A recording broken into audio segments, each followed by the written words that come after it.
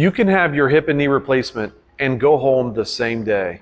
I know it sounds crazy. When I started doing hip and knee replacement in 2007 in practice, patients were in the hospital 3 or 4 days, but now you can go home the same day and sleep in your bed. How is that possible? How can you have a major procedure like a hip and knee replacement and still go home the same day? We have better ways to control your pain, and now we know that laying in bed makes the pain worse. So it's our motivation to control your pain and get you up right away. Now, not everybody's a candidate for same-day joint replacement.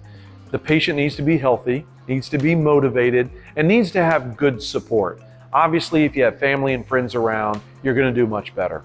The key here is safety first. Outpatient surgery means you recover faster and you get back to work better and faster. More time for family and friends. Good luck.